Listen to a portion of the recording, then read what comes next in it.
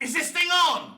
Zack Snyder fans are constantly accusing James Gunn of being the devil incarnate. They want to remind us of his historical tweets. I will never defend them. They want to remind us of his fancy dress fetishes. I will never defend that. At the very least, James has apologized for those tweets. For me, it's done and it's over. What I would say to Snyder fans, unless you can prove a crime has been committed, we are not interested in going over and over this again.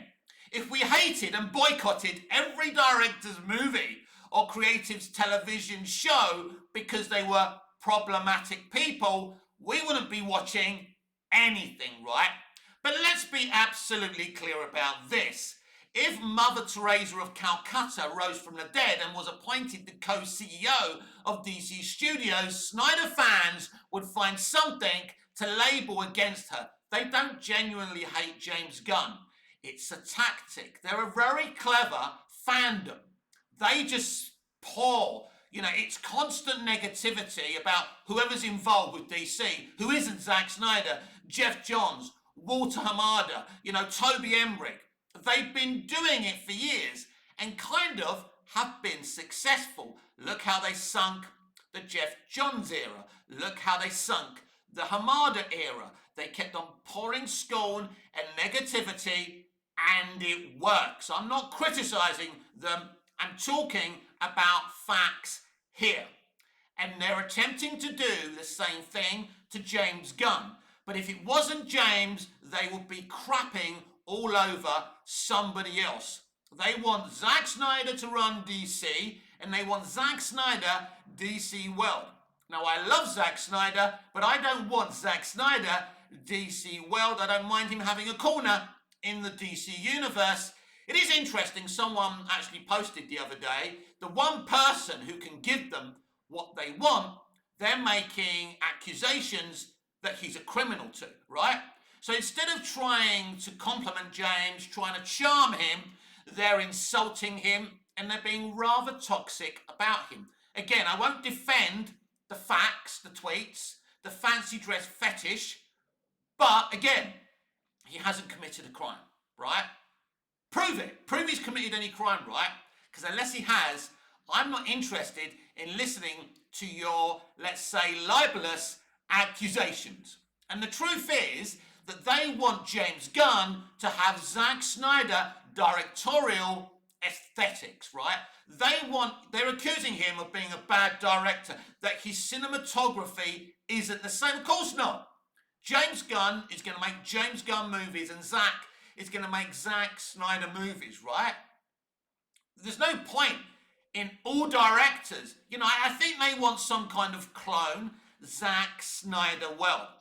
So this morning I woke up to see James Gunn in a video in front of one of those big screens of the Kingdom Come insignia logo. And that brilliant video of Superman and Krypto sitting on the moon, then we see the sky, we see Superman flying towards the screen. That is beautiful. That's great marketing that I approve of.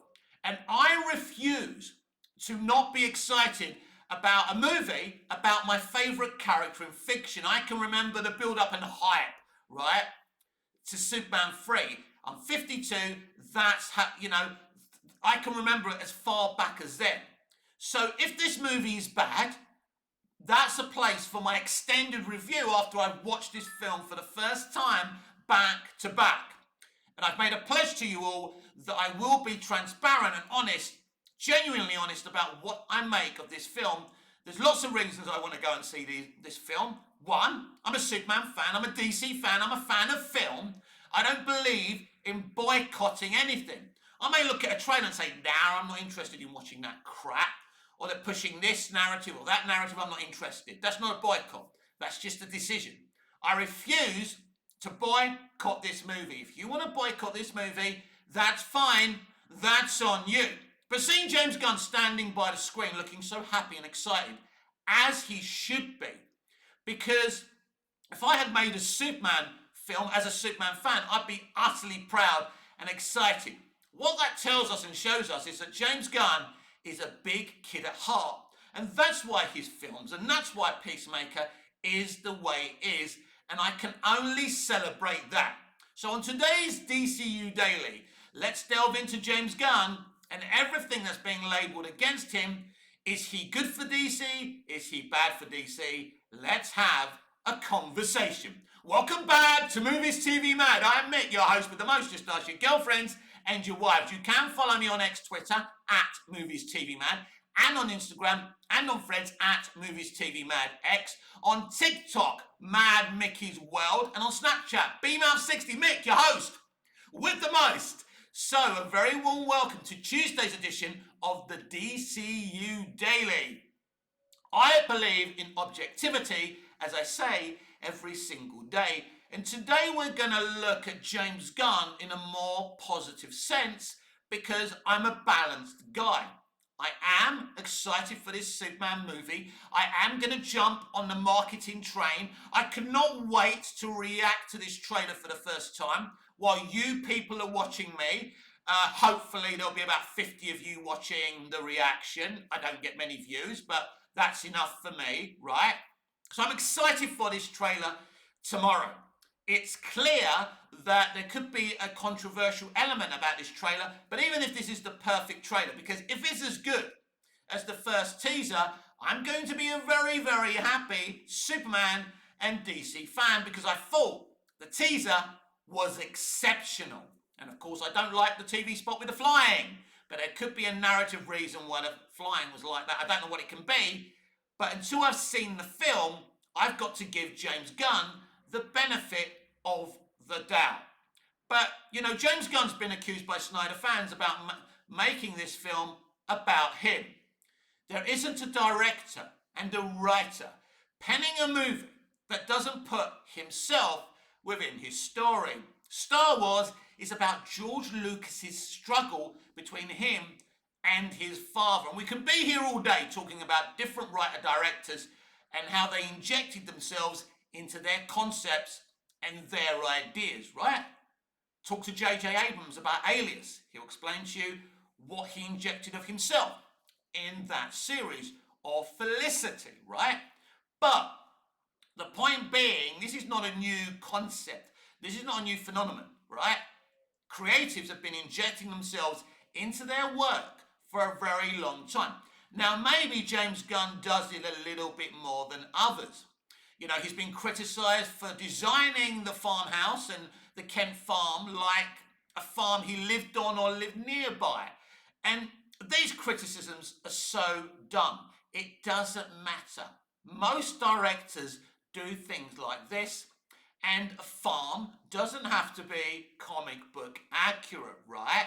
I discussed yesterday why Pa Kent is a lot older in this film, because Superman is a man. As I said yesterday, in Smallville, he's a boy, so they're younger. And in Man of Steel, there's flashbacks to him being in his 20s, so they're younger, right? So it makes sense that this Pa Kent looks and is the way he is. And I don't have any issue with that. Got to allow people to have their definitive visions. You know, but the problem with the Snyder fans is they actually want another director to make a Snyder movie. And the studio are absolutely petrified of these people. There's no question about it. That's why the teaser didn't have Superman smiling. It's why we saw him, being, canned goods being chucked at him. They want to show them that we are taking this character seriously. But guess what happens? We see a Peacemaker 2 trailer. There's some gags. They start again. Oh, he doesn't take this material seriously. Yes, he does, but he's also got a sense of humour and he likes to inject that into his work, and that's okay as well. But they're going to try and convince you that this is a bad movie before you've seen it. And they don't know whether it's a good or a bad movie. I don't know whether this is a good or a bad movie, but it's important that you understand if you don't go and see it, you don't really have a right to an opinion because you don't know what you're talking about, right? Now, I would suspect that a lot of these Snyder fans who are going to boycott this film will probably watch the film illegally. It's not something I suggest, but I suspect this is what they will do. So they will watch the film. So if you've seen it, whatever way you've seen it, and you know what you've seen, then of course you have a right to an opinion. But here's the thing, no matter what they see, they're going to say it sucked. And as I've said many times, I don't know how much this film is going to take. On average, I expect it to take Man of Steel money. It could take much less and be a disaster. It could take a lot more than Man of Steel. At this moment in time, we certainly don't know how the public are going to respond to this Superman movie by James Gunn. But let me tell you something about the general mainstream audience. They're not on Twitter all day. They're not on YouTube all day. They don't have our knowledge. They're going to see the marketing and make a decision. So this main trailer we're seeing tomorrow is the most pinnacle important moment for James Gunn and DC Studios and Zaslav and Warner Brothers Discovery. It's on this trailer the main general audience will make their decision whether they're going to want to see this film and if they're going to like this film or not, because they're going to make assumptions. People make assumptions on trailers and posters and casting. I think people love David Corenswet. I think people love Rachel Brosnahan and the rest of the cast. They probably don't know them much. They're probably the most least famous cast that we've ever had on a kind of first Superman movie when you think about Superman 78 and Brando and Hackman and Glenn Ford, right? And Phyllis Faxter and all those people. And then you've got Man of Steel, you've got Kevin Costner, Russell Crowe, Diane Lane, Michael Shannon, these are proper huge actors, right? But I think the cast of Superman has been cast beautifully, and they're all very, very talented people, right? But they're not as famous. And that's going to be interesting to see if that will put butts in seats. But if you look today, there's not really any movie stars, right? People talk about Tom Cruise being a movie star and being able to put butts in seats. Well, the last Mission Impossible proved that even Tom Cruise can't persuade people to choose Mission Impossible over Oppenheimer or Barbie or other movies. Is that when it came out, or did it come out the other year? I don't know. I think it did come out in that same year, and they released it around the same time. That was insane. And so not even Tom Cruise, with his film star status, can persuade people to go and watch a movie because they're bored. They're bored of Mission Impossible. There's been too many of those movies. I am bored of those movies. I'm not particularly hyped for the final one either. I don't think I'm going to go to the cinema to see it. My only interest in going to the cinema is to watch Superman so I can finally see if a film about my favourite character in fiction is going to be any good. Everyone has an opinion about this movie. And I can promise you the Snyder fans and the Cavill fans have done their best to push a negative narrative towards the film. Now, I want to read you something about what someone said about a recent test screening. So if you believe what you hear on the internet, recent test screenings have gone very, very well. David Corenswet was universally praised. That's what I just said. Guy was the standout supporting character, Guy Gardner, with the most buzz. Ending is as emotionally powerful as Guardians Volume 2. Made attendees cry. Now, we've heard this before about the ending, by the way, that it really was emotional and it made people cry. But why?